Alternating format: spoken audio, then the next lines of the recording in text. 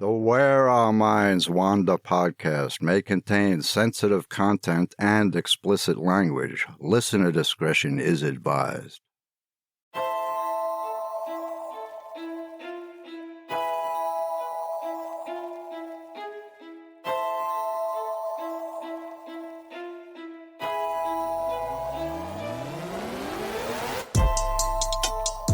Greetings, fellow wanderers, to the places our minds wander. Where strange lights speed beyond reason across a clear night sky. The house at the end of the road where disembodied voices whisper and strange noises make the living shiver. Lurking shadows hiding on the edge of the woods just outside your back door. Odd, true events throughout time that lead you down the rabbit hole. I'm Wes. And I'm Beth. And this is Where Our Minds Wander.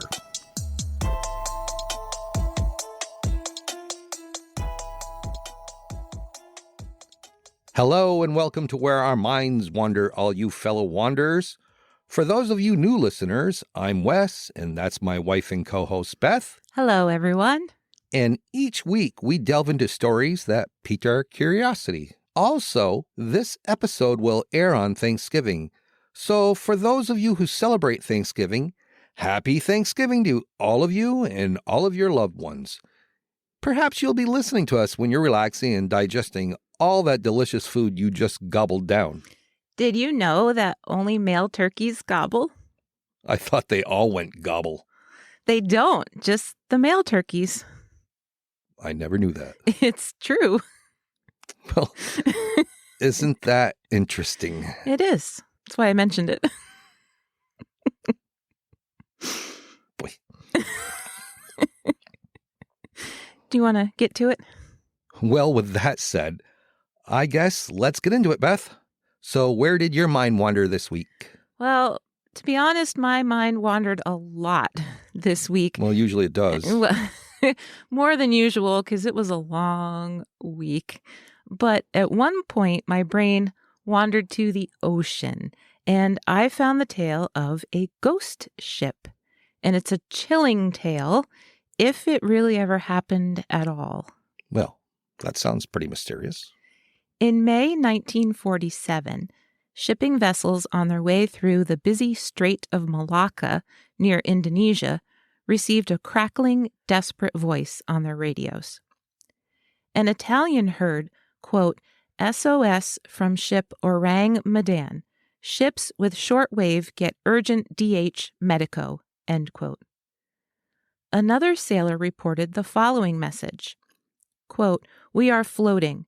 Second officer dead on bridge. Captain and chief engineer dead in chart room. Probably whole crew dead. Partly," and then the transmission ended. What the hell? The message was interrupted with unintelligible Morse code. Then a voice said, "I am dying." But the most often repeated call for help is this one, quote, "All officers, including captain, dead. Lying in chart room and on bridge, probably whole crew dead. I die." Can you imagine hearing that creepy distress call coming over your ship's radio? No, I cannot. The SS Ourang Medan, as far as we know, was a 40-year-old 5,000-ton cargo steamer ship. In Malaysian, Ourang Medan means man of Medan, but other accounts will muddy that up a bit. Writer Wynne Brooks, the first to report the harrowing tale, pointed out in 1948 that giving a ship a masculine name was bad luck. As you can imagine, several ships headed towards the distressed Medan, a journey which took them into the following day. When they finally caught sight of the Medan, it was stationary, listing slightly its smokestacks dead. But it seemed perfectly intact. No damage whatsoever was visible. The only odd thing at first view was that one of the lifeboats was missing. A crew member from the Silver Star, one of the responding ships, hailed the Medan, but was met with silence. And from all accounts, what the rescue ships discovered aboard the SS Ourang Medan was truly horrifying. Well, I can't wait to hear about this. All 22 crew members, as well as one dog, were dead. The dead crewmen's eyes stared wide with horror, their faces twisted in sheer terror, and their arms extended as if to fight off something unseen. Even the dog's face was frozen in a snarl. Not the poor dog. Yeah, even the dog. The captain was found on the bridge. The bridge officers were found in the wheelhouse or chart room. The engineers had perished at their stations, and the radio operator was still at his station. What the hell? None of them had any visible wounds, and all of them were decaying much faster than you would expect. As if the horror of what they found wasn't enough, the rescue crew didn't have time to examine the bodies any further or begin removing the deceased from the ship, because in one version of the account, suddenly one of them noticed the smokestacks. When only moments before they had all been smokeless, one was now billowing, and not just smoke, it appeared to be engulfed in flames. In another version, the Silver Star crew had decided to tow the Medan for salvage, and once they had roped the two ships together, a Silver Star crew member noticed smoke billowing out of the number 4 cargo hold.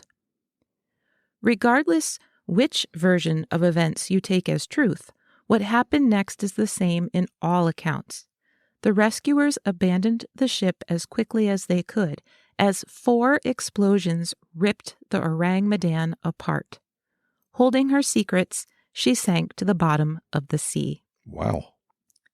The way the story hit the newspapers was a little odd.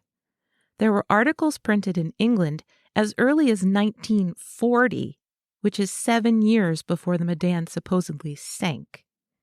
In these accounts, the ship was called just the Medan, and the distress call was similar.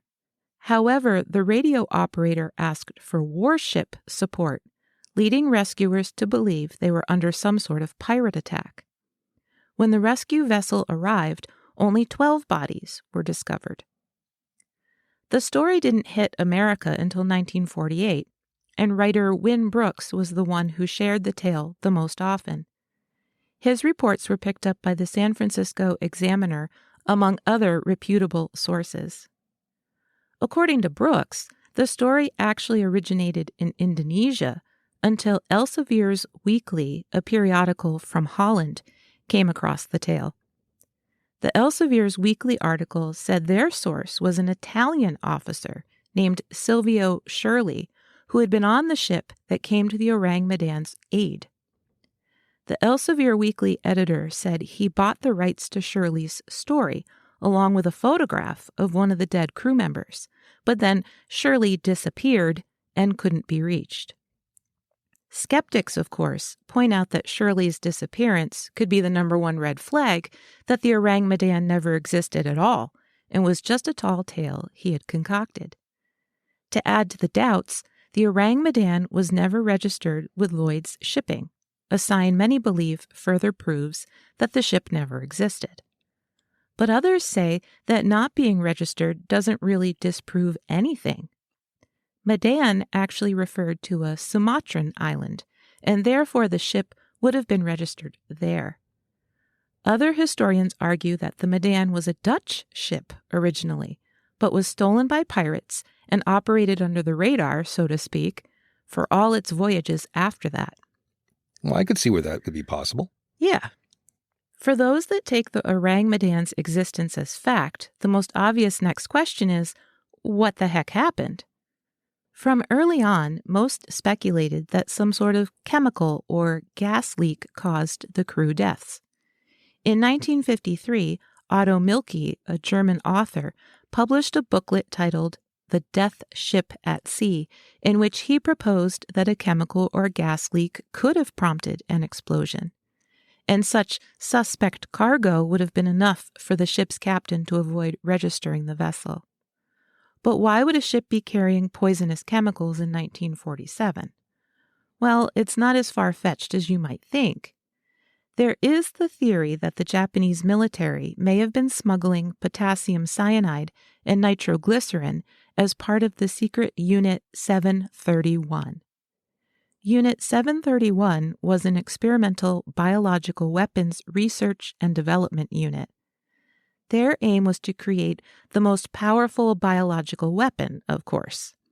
That's not all Unit 731 supposedly did, but that's an entirely different episode. But I will say, they did some really nasty shit, and the U.S. government pardoned a bunch of the scientists so that we could have the information they had amassed. Yeah, I can see that happening because we know that the U.S. recruited a bunch of German scientists after World War II as well. Right. Right. And that Unit 731 thing was just bad news. Skeptics, of course, then ask if there was such horrible fumes that killed all the crew and the dog, then why weren't the rescuers affected? To add to the tale, and to return to writer Wynne Brooks, remember, he said there was allegedly one lifeboat missing from the Ourang Medan. Brooks reported that there was quite a bit of speculation about that boat and how there could be one survivor. Brooks claimed that this one survivor rowed away from the disaster and was found alive on a Pacific island. He told the islanders that two gases had accidentally been mixed together to create a deadly toxic cloud. He was told by his superior officers to ignore it and not to abandon ship, but he didn't listen. This lone survivor died shortly after telling his tale. Now, this is interesting. Unit 731's existence wasn't public knowledge until 1949. So, who knows if Brooks knew about it and added it to his tale, or whether his tale was actually true at all. That's very strange. No matter which side of the Ourang Medan story you side on, fact or fiction, some historians have dedicated their entire careers to finding out. Very interesting, dear. Thank you. I'd like to know whether there is any truth to this story or not. Well, we know there are plenty of ghost ships out there. And pirates. And pirates. Yeah. And, I can see them dabbling with the chemical weapons. There's a lot to the theories that could be true. I agree. It's interesting. Well, maybe someday we'll find out a little bit more about it. Hey, did you know? In 2016, archaeologists discovered the earliest known full written sentence using an alphabet. The sentence is 3,700 years old and is etched into an ivory comb. As the earliest known sentence using an alphabet, one could assume it must be utterly profound. What does the sentence say? May this tusk root out the lice of the hair and the beard. Who'da thunk it? So where did your mind wander off to this week? Well, I'm always intrigued by a good UFO sighting, or now known as UAP, unknown aerial phenomena. Especially when they're reported by people who make a living flying the skies, like military pilots and commercial airline pilots. Right, because by far they're the people who would know. They've seen everything recognizable in the skies, so if they're seeing something they can't explain, I'd totally believe them. Of course. And this one caught my eye, and I find it pretty remarkable, despite what the official line was regarding what it must have been. So we don't have to go too far back in time, at least not for people our age, to 1986 and to a Japan Airlines cargo plane, Flight 1628, that was flying over Alaska. The pilot, Kanju Terauchi, was not a novice captain. He'd logged over 10,000 flight hours, and he was an ex-fighter pilot. As of 1986, he had been flying for around 29 years. It was a routine flight from Paris to Iceland and then on to Anchorage, Alaska, before returning to Tokyo. Alaska was a pretty routine stop for commercial passenger jets, too. Because I can remember in the late 80s, we stopped there once on a flight from the U.S. to Tokyo to refuel when I was a kid. Oh, yeah. Well, that's right. You lived in Japan for quite a few years. I did for 4 years. Yeah. Around 5:09 p.m. on November 17th, air traffic control out of Anchorage asked them to adjust their flight path by 15 degrees, taking them south of Fort Yukon and Fairbanks. The adjustment was made, but when Captain Terauchi looked out his window, where he was seated on the left side of the cockpit, he noticed some strange lights. He watched the two lights for a few seconds and decided they were most likely military aircraft. But just to be sure, he radioed air traffic control. Air traffic control replied that there were no military aircraft in the area, and furthermore, no other aircraft were showing up on radar. Terauchi continued to watch the two lights for a few more moments before contacting air traffic control again. Again, he was told that he was alone in the sky. But that's when things got really weird. The two lights began pacing the cargo plane, and when they got within 5 miles of the aircraft, Terauchi requested permission to perform evasive maneuvers. Permission was granted, and Terauchi dropped 4,000 feet. When that didn't shake them off, he made a 360-degree turn. Suddenly, both lights were immediately in front of him, and what happened next sounds truly terrifying. Both UFOs began shooting off lights. Oh. Terauchi claimed they were so bright that they lit up the cockpit and even seemed to warm his face. Then a few seconds later, the light, which was like jet engine fire, turned into a small circle of lights, but the middle of one ship still sparked a stream of lights ever so often. He said the ship appeared square and about the same size as a DC-8. Since it was only 500 to 1,000 feet away from his cargo plane, he got a pretty good look at it. Wow. That's really close. It is very close. Since air traffic control kept saying they didn't see anything on radar, Terauchi used the onboard digital weather radar. He set it to a distance of 20 miles, and what he saw was a bit more alarming. Not 7 or 8 miles away was a huge round ship. Wow. This huge ship, which Terauchi estimated was the size of 2 aircraft carriers, followed them as they approached Fairbanks and Ellison Air Force Base. The 2 smaller ships had continued to cast a pale white light around the plane, and the larger ship was close behind the plane, silhouetted in the lights. Even though air traffic control claimed they didn't see anything, they offered to send up military planes, but fearing for their safety, Terauchi declined. A United Airlines passenger jet just happened to be in the vicinity at this point, as well as an Air Force cargo plane, and air traffic control asked them to check for any visuals on the encounter. As the 2 planes got closer, the UFOs, all 3 of them, just disappeared. On the ground at air traffic control, they still didn't see anything on radar, or did they? According to one article I found, the military did catch something huge on radar trailing the 747. In fact, the FBI, CIA, and some members of Reagan's scientific study arrived and pored over all the documents air traffic control and the military had collected about the incident. After determining that it couldn't be the stealth bomber, which was still in development at the time, the official word was they weren't supposed to talk about it. Of course not.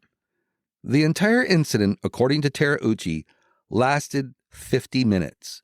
The military claimed it lasted for 30 minutes, but either way, they weren't going to go public with any of it. Once Terauchi landed his plane, he and his crew were interviewed. They were all deemed professional and rational by the FAA and that no drugs or alcohol were involved. They expressed that initially they were not alarmed by the UFOs at all, but that they were in shock over what they were seeing. They didn't feel threatened, which was why they didn't want military planes involved. Probably a good idea. Most likely, yes. An article published in 1987 claimed that officials had debunked the entire thing. A spokesman for the Federal Aviation Administration in Washington and a spokesman for the FAA in Anchorage claimed that all Terauchi and his crew saw was Jupiter and Mars. Seriously? Jupiter and Mars? Yep, that's what they said. They claimed that because Terauchi never mentioned Jupiter or Mars in his radio transmissions, and since both planets were clearly visible on the horizon during the incident, it had to be it. Jeez. I know, it makes no sense whatsoever to me. They also claimed that what he said during his transmissions and after he landed the plane weren't 100% consistent. So he must have mistaken the two planets. Right, because, Jupiter and Mars fly through the sky and emit shooting trails of light. They also said that the huge circular ship he spotted on his weather radar was simply a mountain. Wow. I know, they're really... Wow. They're really reaching far out there. A few months later in January, Terauchi had another encounter with what he thought might be another UFO in the same area. His claims were investigated, and they did determine that this time it was actually city lights bouncing off ice crystals in the atmosphere. Terauchi repeatedly accepted this explanation, but the damage was done. Japan Airlines felt Terauchi had embarrassed them and grounded him, relegating him to a desk job. Oh, wow. So he had this completely unexplainable UFO experience in, you said, November, right? Correct. Okay, which probably had him pretty shaken at the time. So I can totally understand how he might be a little on edge when he thought he saw something again in January. Well, that's why a lot of airline pilots or military pilots didn't report UFO sightings back in the day because they would be grounded. Right. And being a pilot, you don't want to be grounded, lose your license, or be put on a desk job. Which is exactly what happened to him. Right. Right. It's pretty sad. I think it says more about him, though, and about his first encounter that he readily accepted the second one as having a natural explanation. It just makes his first encounter even more intriguing. At least to me, it does. I think he saw exactly what he said he saw. I think so, too. Well, as always, you can check our sources in our show notes if you want to learn more about the SS Ourang Medan or Japan Airlines Flight 1628. Yeah, and you can find links to our Facebook page and our website and our merch store and our show notes, too. Or you could go directly to our website at whereourmindswander.com. And if you're feeling the mood to give us a 5-star rating and a comment, we would love that. Because I still do a little happy dance whenever we get a new one. Yeah, you do. I do. So make sure you go leave a comment and a review because I love seeing Beth do the happy dance. Well, I guess that about wraps it up for this episode. Yep. So we'll see all you wanderers again next week for an all-new episode of Where Our Minds Wander. See you soon. Thank you for joining us. We look forward to traveling with you again to the places where our minds wander. If you like what you heard, please take a moment and provide us with a 5-star rating and a comment. It really helps us move up the list so people can find us. See you next week for an all-new episode of Where Our Minds Wander.